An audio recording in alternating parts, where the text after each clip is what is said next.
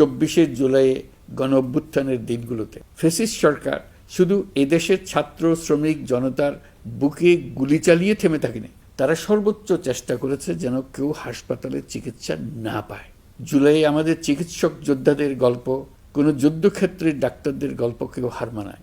রাস্তায় ছাত্রদের পিটিয়ে রক্তাক্ত করে মেডিকেলে ঢুকেও তাদের উপর হামলা হয়েছিল। ডাক্তার নার্সদের হুমকি ধামকি, নানা রকমের বাধা দেওয়া হয়েছিল। শত শত ছেলে মেয়ে অন্ধত্ব বরণ করেছে, কারণ তারা সঠিক সময়ে চিকিৎসা পায়নি।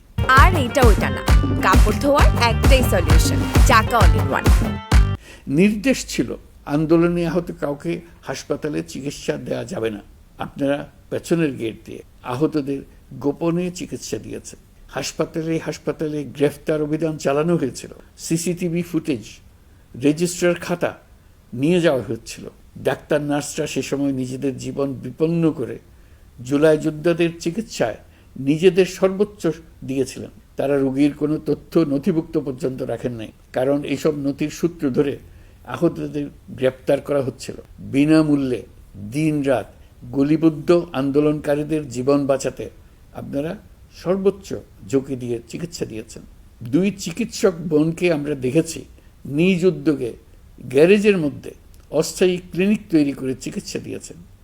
অনেকে নিজেদের ঘরের মধ্যে অস্থায়ী ক্লিনিক তৈরি করে চিকিৎসা দিয়েছেন। আপনারা নিজেরা ঝুঁকির মধ্যে ছিলেন, আপনাদের পরিবার ঝুঁকির মধ্যে ছিল, তবু পাহাড়সম বাধা পার করে আপনারা মানুষের জীবন বাঁচাতে এগিয়ে এসেছিলেন। আহতদের জন্য রক্তের সংকট ছিল, প্রশাসনের রক্তচক্ষু এড়িয়ে আপনারা রক্তের ব্যবস্থা করেছেন। আহতদের পরিচয় গোপন রাখতে ব্যবস্থাপত্রে অন্য নাম, অন্য রোগের তথ্য উল্লেখ করে তাদেরকে পুলিশের কাছ থেকে আড়াল করেছেন। প্রাইভেট ডাক্তাররা স্ব-উদ্যোগে প্রশাসনের চোখ এড়িয়ে সরকারি হাসপাতালে গিয়ে গোপনে চিকিৎসা দিয়ে এসছেন। রক্ত দেওয়ার জন্য সরঞ্জাম সরবরাহ ছিল না, আপনারা নিজেরাই এগুলোর ব্যবস্থা করেছেন। অ্যান্টিবায়োটিক, পেইন কিলারের মতো ওষুধও আপনারা নিজেরাই সরবরাহ করেছেন।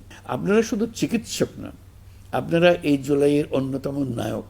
আপনারা সাহস এবং মানবতা, দায়িত্ববোধের জীবন্ত প্রতিচ্ছবি। এই দুঃসময়ে আপনারা যে সেবা দিয়েছেন তা আমরা কোনোদিন ভুলব না। আমি আশা করব আজকের আয়োজন থেকে নির্ভীক ও সাহসী ডাক্তার ও স্বাস্থ্যকর্মীদের গল্পগুলো উঠে আসবে, এদেশের সকল মানুষকে অনুপ্রেরণা যোগাবে। আমি আজ জাতির পক্ষ থেকে জুলাইয়ে কর্তব্য পালনকারী সকল স্বাস্থ্যকর্মী ও চিকিৎসকদের প্রতি কৃতজ্ঞতা ও শ্রদ্ধা জানাচ্ছি। আপনাদের সবাইকে ধন্যবাদ। আল্লাহ হাফিজ।